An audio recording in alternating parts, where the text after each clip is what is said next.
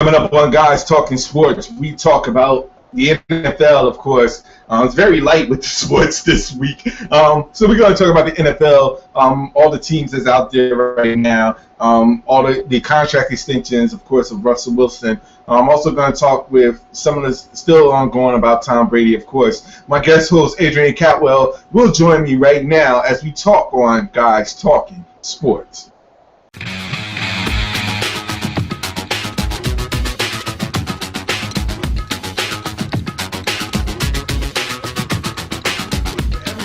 Hey, what's going on? This is Guys Talking Sports. Apologize for the lateness. I had some troubleshooting I had to take care of for myself. But this is Guys Talking Sports, and to all those subscribers, all those people that's been checking out our views, checking out our episodes, I would like to say thank you very much.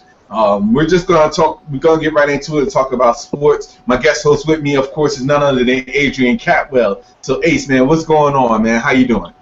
I can't call it, man. It's Thursday. Wish tomorrow payday, but hey, so we're going into a weekend. So any weekend you're getting into, you thank Lord that you're making your way there. So I can't complain at all. Same here, man. Same here. Same here. So we're not gonna be long, because really it's not that much sports out there to really talk about. It seems as though there's always in the summertime where sports news sometimes just dies down. So, but what we're going to do is, what we pretty much are going to talk, just get a little bit insight of what's going on in the world of sports. So, first things first, of course, I know, Ace, that you wasn't here last week when we talked about the whole Tom Brady. So, if in the next maybe 2 minutes tops, because I know we're all tired about it, just give me your insight about this whole Tom Brady situation. I don't know. It's I don't know. I mean, I guess if the Patriots didn't have that aura of Spygate and all this other little intricacies that they do to try to get a step up on their opponents, I guess things wouldn't be so bad. But I guess it's the fact of who they are, what they've done in the past, and Adele having to show some sort of face, throw some sort of punishment out there, because he's had some of the debacles over the past 18 months as far as Ray Rice, Adrian Peterson. I know beating your kids and striking a woman is nothing on deflating footballs, but I mean, if he's going to be a disciplinarian, if you got to discipline one, you got to discipline the other. 4 games might be a bit excessive, but I guess, if Tom Brady, I don't know, I hear so many different stories. He was told not to give up the cell phone. He was told to give up the cell phone. He destroyed the cell phone. He did this. He did that. I don't know what's going on. I mean, hey, it's going to go to arbitration. It's about to go to court over some ridiculous footballs. I just wish it were all over, personally. If you're going to suspend them, keep them for 4 games, whatever, deal with it. Or if you can go to arbitration and, they don't lift the suspension but feel as though at the end of arbitration they need to put the suspension back on, so be it. Put it on at the end of the season. I mean, it could be a little bit more detrimental towards the end of the season versus the beginning, because, I think the NFL now has it so that they're more in division games towards the end of the season versus the beginning of the season. So those 4 games at the end of the season might mean the Pats might be a division winner versus a wild card. Who knows? So I just wanted to be over. No, I do agree that right now at this particular point that at this point we're getting to the point where unfortunately it's not going to end here. The fact is that they're still going to be fighting for, they're going to continue this throughout the summer. Definitely before the season actually starts. So I do have to admit, after a while you get a little bit hung about it, because it's not going to be about the training camps or the preseason games. This is really what's going to be when it deals with NFL news. Everything is going to come back to this in regards to Tom Brady. And like you said, in cases you want it to end, but good and well it's not going to end. So, it's unfortunate. It's unfortunate, but it is it is what it is right now. Right. But like you said, we're not going to continue talking about that right now because I have a feeling that down the road, sometime either next week or the week after, we'll be right back on it again. So, Exactly. Let me get your take real quick on the Russell Wilson extension. Well,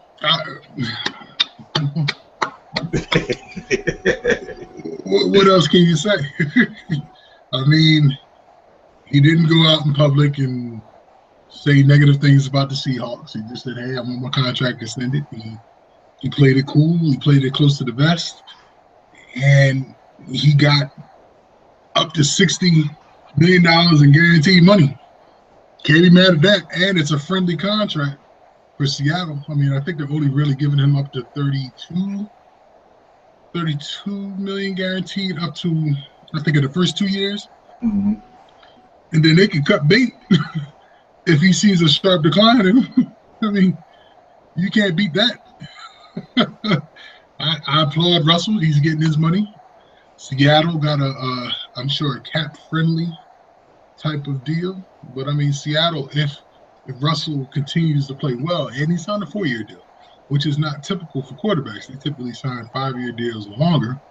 So he signed a 4-year deal, and they got a bunch of other players that are coming up for contracts at the end of this season. I know Bruce Irvin is one. I think Cam Chancellor, just got a renewed contract. Mm-hmm. And like one or two others are up for contracts as well. So Seattle's going to have some real decisions to make if things progressively continue to go well and they dominate the NFC West, which they're supposed to. And Russell plays Russell type. Russell's going to be that dude. He's not going to wow you with the passing stats, but if he continues to be that player, in my opinion, he's more than a game manager. It's not his problem or his fault that he got beast mode as a running back. He got a great offensive line. His wide receivers are not great, but they're more than average. He just picked up Jimmy Graham. You can't fault him that he landed in a perfect situation. And Pete Carroll, as the head coach and the offensive coordinator, which I don't know the name per se, is playing an offense that caters to his strength. He's in a win-win situation. The defense, the Legion of Boom, the defense is rock solid. I mean, yeah, they lost one of their DBs to Philly, but I mean, the core of the DBs still there. I mean, the linebacking core is still there. D tackles are exchangeable, I guess, in that system. I think they dominate. Personally, kudos, Mr. Wilson. He's winning. He's winning on and off the field. He got Ciara as the girlfriend. He got the bomb contract in football. I mean, what's more can you say? he's winning. Like when that contract came up, I was like, this is not. I mean, this is a perfect situation. Like he has pretty much everything a guy could ever want. Exactly. He has the contract that he wanted. He has a beautiful girl under his arm. Mm-hmm. I mean, like, what more can he have at this particular point? I mean, like you said, the timing couldn't be perfect for him. Right. I mean, when you think about it, like everything right now is falling into place for him. And like I said, I gotta give him credit where credit is due. He's in a perfect situation right now. Yep. But he does have to show and prove that he's worth this contract, though. So, like you said, if he maintains he doesn't have to go out of his element, but I'm just saying, like, if he maintains what he's been doing, and as long as Seattle stays on top and get back to, to where they were from the previous seasons, then by all means, he's earned every bit of it. I agree, but I mean, look at the past couple of contracts. The Tannehill contract from Miami. I'm a 49ers fan. I'm a Jets fan. I know you can't be two fans, but Kaepernick got his deal. he got $100 million contract, but it's one of those type of contract like Tannehill's that at any given point, the teams can wipe their hands of him and walk away from it because this that type of a contract. His contract is a little bit different because he's coming away with a lot of guaranteed money, whereas these other quarterbacks, though they got some guarantees, nowhere near as lucrative as his. So, and he got a shorter contract. Beast mode, if he gives you 1 to 2 more solid seasons, if the wide receivers step up, the O-line stays somewhat healthy and continues to put up some dominant holes, I don't see any regression in Russell Wilson. I just see more flourishing. I mean, no, I agree with that. Because I'm not going to say he's going to be the next Tom Brady, because he's not in a similar offense. But Seattle's just been drafting great, picking up the right types of free agents, making the right types of trades. I mean, if they want to continue that same type of success, what they're going to do in the draft is this coming draft after this season, they're going to find the next beast mode in the draft. Because Marshawn, he's gonna do him. He's gonna get his contract. I mean, if he decides to retire, they're just gonna go out there, find the next joker that coming out of college that's a bruiser. One joker that I think that comes to mind is, and I doubt he leaves after his sophomore season, but he's a true sophomore. I think his last, I can't think of his, Samarji Parleen or something to that effect. He's going to be a running back for Oklahoma. And I know this because he ran buckshot over West Virginia. We all know I'm a West Virginia boy. But he ran buckshot all over West, and he is a bruiser. Talking about a bowling ball type of running back with speed and power and just drops a load. I see him as the next beast mode in the NFL. So if he turns around and he has this great season, he decides that he wants to go pro. And Seattle, if we feel as though they're going to go deep in the draft, deep in the playoffs and have one of those lower draft picks, I don't see that Samari Parleen, if I'm saying his name correctly, I don't see him as being one of those type of dudes that's going to go in the top of the draft. And if he falls correctly, and Seattle can make moves, whatever, to move up if they feel somebody, man, Seattle's gonna be sick. I just see it. I mean, only way I can see them falling off is if they don't secure back into their defense and don't keep up with maintaining their presence on defense with the linebacker core and the D-line. If they keep their DBs intact and they keep them locked in the next 4 or 5 years, 6 years, and they decide that they want to stay where they are, the offense, as long as they got a running back who can run the load, as long as they got receivers who can catch the rock, not necessarily got to be dynamite receivers, but somebody who's just a steady receiver, somebody catch the ball, and a tight end that can block and catch passes, they set. That's just my 2 cents. Yeah, so the blueprint for Seattle's success. Right. Yeah, no, I understand what you're saying. But like I said, you're absolutely right. The key thing here is just managing all these pieces and making sure that, if they don't stay, you get sort of a replacement so that you don't lose a lot of ground and you're still continuing to move, progress forward and forward. It'll be interesting to see what happens when Marshawn Lynch becomes a free agent, to see what they're going to do in the efforts to either to retain them or to do whatever is necessary to maybe perhaps trade them. So it'll be interesting to see what they do from that aspect of it. But all in all, right now, it's still Seattle's NFC, I guess you could say, quote unquote, to lose at this point, with the whole NFC making improvements. It's really there still to lose unless there's a sleeper that I really don't know about at this point. You gotta wear. If you're just talking about the NFC West, Arizona's gonna come up. Yeah, yeah. Um, No, I'm talking about the NFC in general. In general. Okay. In general. This usual circumstance, usual cats. You got the Cowboys, you got Green Bay, you got New Orleans, the Giants if they come to play. You don't know what's going to come out of the NFCs. You don't know the Redskins, the Giants.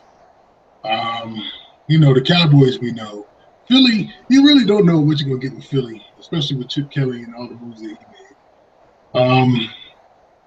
NFC South. Carolina. If Cam and company come to play, they're always a possibility. You got New Orleans, Tampa Bay, and I forget who the other team is. But I don't know. If you're talking about the Central, you got the Bears. This all depends. Minnesota is not Minnesota though. Minnesota. AP is coming back. Teddy Bridgewater at quarterback was doing, he's steady. Rookie year, he did some good things. Hopefully he doesn't regress. He continues to make progress. They got some young studs at wide receiver over there. The defense is decent. That's a team you might want to watch out for. You don't know. Chicago, Kevin White, first round draft pick, West Virginia. I always got to throw that little plug in there. I just heard that he's having some shin issues and he might be out for the first 6 weeks of the season. That's going to be kind of rough on them because they expected big things from him. Yeah, you're right though. As far as the NFC, I was waiting to see if you was going to name somebody that I haven't really, I thought you was going to name a team like right off the bat to say, yeah, they're going to challenge. But that you said to me right now has been a team that I could say, okay, I could see them challenging Seattle. I think the Cardinals will challenge the Seahawks in the NFC West. They picked up Mike Iupati for the 49ers at guard to come into Arizona to shore up that line. Carson Palmer's coming back from his knee injury. He feels 100%. You got Larry Fitzgerald. You got other receivers. You got the running back. I think, and they missed the playoffs, but I think they finished 10-6 last season. Yeah, something like yeah. Right. So and they was on their third string. Exactly. So if a healthy Carson Palmer under Arians, the coach, or Arians, or however you pronounce his name. 49ers, unfortunately, I just don't see them making any. I don't know. Tom Sola is a new coach, 49er fan. I don't know what they got planned. Maybe they might surprise some people. I don't know. All the retirements on the defensive side of the ball. That's a lot of great players, and the players who left. It's like their whole defense is gutted. So I mean, if I had to guess, I would think that it'd be Seattle, Arizona,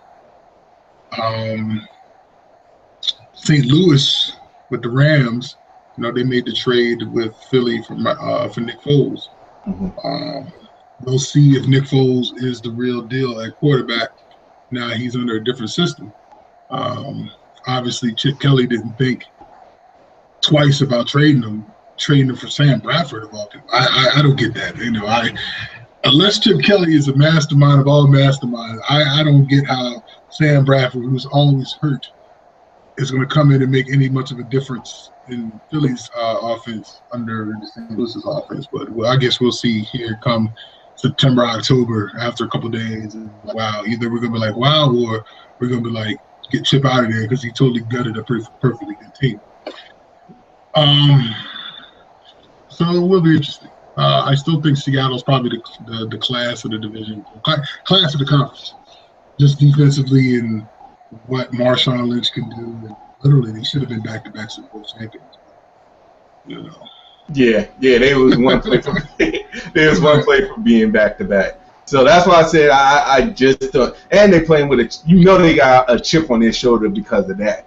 So I wouldn't, like I said, I don't see a team actually. I'm not saying I don't see a team, but right now, preseason wise, I don't see a team competing with Seattle right now, or as a chance to win the NFC conference or to take on Seattle to beat them. Mid-season, somewhere around that road, I would probably most likely change my opinion about it. But as of right now, I still think Seattle is at the top tier, and then there's the next tier of teams there. Right. I agree. So, but I just, that's my take on it. I guess down the road we're probably gonna have to. What we'll end up doing is we'll get together. All of us will get together, and we'll just, we'll before the season start, we'll pick out who our favorites is out of each division, and we'll choose who will be eventually like in the Super Bowl and all that stuff. Just make some predictions there. I think once the preseason gets started, we can start watching some games. Yeah, we can start trying to put our stamp on who we believe will be the new NFL champion. But definitely. If I had to go on paper, I tell you, I don't know if I go on paper. I'm curious about Mariota. I'm curious about Jameis Winston. I'm curious about the Jets and Todd Bowles and the Geno Project. I'm curious about the 49ers. I'm curious to see how Dallas is going to bounce back now that DeMarco Murray is gone. And I've already heard that McFadden is hurt. And I'm curious to see how that's going to work, because we all know that Dallas had a great offensive line. Don't get me wrong, DeMarco is a beast of running back. But we'll see if how much of a beast he was, if it was the offensive line or if it had something to do with DeMarco. So, because if the line was that dominant, then any running back should be able to get 1,200 yards in that offense. Correct. Easy, if it's the offensive line. Correct. And that's one of the reasons why, even though like I said, Marshawn Lynch is Marshawn Lynch. It might be, it could be just the credit is probably going to be all to that offensive line. If another running back, comes in and does just as much as what Marshawn Lynch does. So, but we all have to know. I played offensive line when I was in high school. Offensive line don't get no kudos, man. Offensive line don't get no they don't get no respect. It's the quarterbacks, it's the running backs, it's the wide receivers, the tight end. The offensive line is the jokers who get down and dirty, have to protect these guys, have to create these openings. But offensive line don't get no love. That's why the offensive linemen don't get paid. I know. They get decent contracts, but they're not getting no 70, 80, 90 million dollar contracts. No, because you can get an offensive tackle today and you can have another offensive tackle tomorrow. It's just no, I apologize. NFL covets the left tackle to protect the blind side of the quarterback. Outside of the left tackle, and the only time you want to get paid is if you are an elite left tackle. Outside of that, then you're just some average lineman that don't really get no kudos, unless you're the real football fan that appreciates every aspect of the game and give the kudos to the offensive line, because people just see stats. They just see that Tom Brady threw 50 touchdowns. They see that beast mode, or they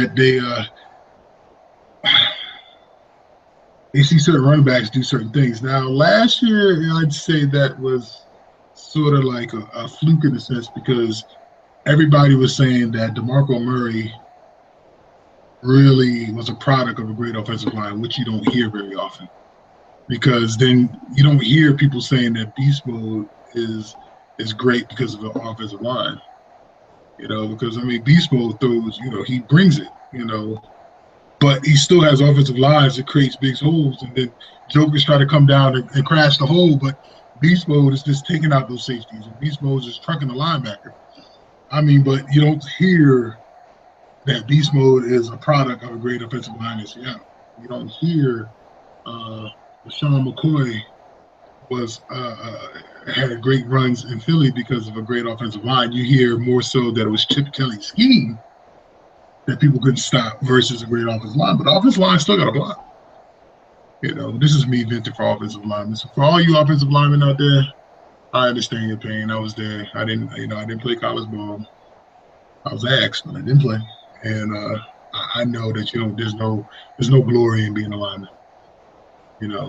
Only time you get some type of glory is come Christmas time when the players, the quarterbacks, whatever, is hooking you up with Rolexes, Xboxes, or Segways because they want to appreciate you. Nah, and it's, you know what it is? And I mean, even when you think about it from a coaching standpoint, to be honest, that would be the recipe needed to get the people that you want, especially as an offensive line. For example, that the offensive line, it doesn't get the respect that's due unto them. If I'm the owner of a team, or if I'm the owner of the team or a general manager, that's the first thing I would look at. And the first thing I would do is say, you know what?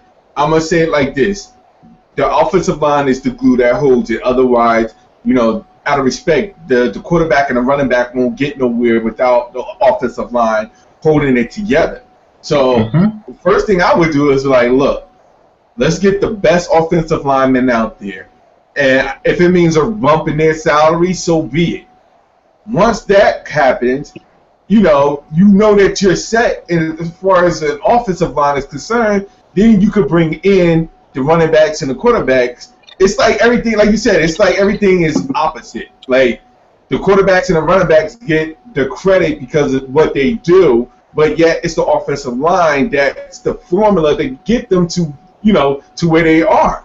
Like it's the offensive line that helps them break the 1,000 yards per season. It's the offensive line that breaks the 3,000 yards a season for passing. Like those are the type of things that, me as an owner, I'm like, look, I understand what the quarterback is doing, but if your offensive line isn't, well put together, how are you going to make the passes that's necessary, or how are you going to run the way that you want to run if they're not doing what they're supposed to do? I mean, my focus would highly be on the offensive line to make sure that they get to where they need, make sure they hold it down, and then build from there. And what that does is that sets a precedent, because like other offensive line players from other teams is like, well, I may have to look at this team because they're offering more money for an offensive line. Like, I mean, if I'm an owner, that's something I would think about, like consider, like, everybody wants to get the quarterback and wants to get the running back to help show up their offense. And it's crazy because Dallas did it that way in regards to bumping up their offensive line. And you saw how last year played out in comparison to this previous season. So they bumped up their offensive line, and Dallas just went on a rampage and got better. And it made DeMarco Murray better, of course, and of course they had Tony Romo. But having that better offensive line made Romo and Murray better. So you would think that other owners would be like, yo, that's where I need to focus on. But I mean, look when Harbaugh became coach of the 49ers. And I remember I was excited too, because I'm sitting there, I'm watching the draft, and first pick was Mike Iupati out of Idaho. It was like, cool. And then they picked up a dude from Rutgers that played tackle. And the second pick of their first round, they had 2 picks in the top 15. They picked 2 offensive linemen. And everybody was like, dang, why? But then it made sense, because once you shore up the O-line, everything else could then try to fall into place. You could start to determine what type of offense you want to run, because now you solidified your guards, you solidified the tackle, you solidified one whole half of the line, and you can now start to do things that you want to do. And a lot of teams, when they're not successful in the offense, I can't say it's not always an offensive line, because quarterbacks still have to make good decisions when throwing a rock, or wide receivers still got to catch and running backs still got to run. But if you can give a quarterback maybe that extra second to make a determination, to make a better pass than the pass that they're making, or you could create a hole just a slightly bigger for a running back to run through, then by all means, I'll take the offensive line any day of the week. But not everybody thinks like that. Yeah. Now you remind me. Now I think I might have to go make a trade in Madden. Shore up my offensive line with the Jets. Thank you, sir. No problem. No, but it's just interesting to see how so many, like the owners and general managers, how they do things sometimes. Because there's always something where you see like a trade or something, or when they sign a free agent, where you're just scratching your head and like, why? Like, what is the reasoning behind it? And I know a lot of people did it, especially the Philly fans with Chip Kelly, this all season. But my point is that like us as fans, we like to be like, well, what if if we was the owners, what would we have done? Like, we want to take, say, what, we would have done this or we would have done that, and we'll see how it works out for the owners in general. Like, we'll see what. If the off-season acquisitions that they made was something of valid validation, of course, and if not, then the fans is going to let them have it. Oh, hey. Well, I mean, from an owner's point of view, I know what they're looking for. They're looking to put seats in the stands, points on the board. So of course you're going to want the best quarterback and one of the best receiver, the best running back, but you don't have an offensive line. It don't mean squat. I mean, but then there's Buffalo. I think Buffalo has a decent offensive line, but then they don't really have much of a quarterback. Matt Castle, EJ Manuel, and whomever. I just hear they're all stinking up the place. It's unfortunate. I mean, sometimes it's the total opposite. Sometimes the offensive line is decent, but you just don't have the right quarterback, which that happens. No, but like you say Buffalo, for example. I'll give you another example. Arizona, and their offensive line was holding them down. I mean, and they had a third string quarterback, winning with a third string quarterback. Right. So. And they got into a 10-6 and a 10-6 record, I believe, last season. So, that's when Arizona is really making my argument, but they're saying like when as long as your offensive line is strong, like, and you're a game manager, I think would be key, of course. But you really don't have to do much, knowing that you have the confidence that your offensive line is going to protect you, to do whatever it is that you need to do. Whether you have a running back or that's a rookie, or you have a rookie quarterback. I mean, having an offensive line, knowing that you have the confidence, knowing that they're going to protect you, that makes it that much easier for you to do your job. Where you may not have to pass much or may not have to run much, but still get the job done. And like you said, like Buffalo, for example, it was decent. You saw what happened with the New York Giants. I mean, even with Eli Manning being an elite or quote-unquote top quarterback for these past couple of years, the season when their offensive line wasn't that great at all. You saw how that record, they didn't even make I don't think they made the playoffs with that team. Last year? I don't know if it was. I think last year it wasn't so much that it was offensive line. I think it was more so Eli was learning a new offensive system, and he was sticking up the joint. No, I'm not talking about last year. I'm talking about the previous year. Oh, okay. The previous year. It was the previous year, because when that happened, that's when they fired their OC. Right. So, but I'm just saying, like, in general, like, with owners, like, if they're willing to do whatever is necessary to help, like you said, their job is to put bringing money with the fans, as well as make it to that next level, the team going to whatever the next level is. And you can see that when owners start taking ownership to say, we need to do whatever is necessary for our team to win, the fans are just going to react to that. And real quick, I'm not just in NFL, but like with Major League Baseball, And I've been saying this for a long time because of me being a Mets fan, so to speak. This season has been completely different than these previous seasons because the ownerships are now doing whatever it's taken to make the necessary acquisitions so that the team would be better. And and teams, owners need to do something in that regards. Like with the Knicks, for example, you see how when the Knicks ain't doing well or not doing anything to make the team better, you see how fans will react. And every fan is going to do that for their team regardless. It's just a matter of, doing what is necessary for the owners or the general managers to do whatever is necessary to reach so that their teams could reach the next level of where they are originally, I should say. Right, so. right. I agree. Yeah. Go ahead. I'm sorry. No, I was gonna say when they're playing well, nobody has any complaints. But when they start to stink, that's when all the complaints start. Yeah, that's exactly true. That's 100% true. 100% true. Right. Everybody got something to say when they sorry, but when they're winning, they're not to nobody. Yeah, and everything is all good. Doesn't matter. Everything is all good.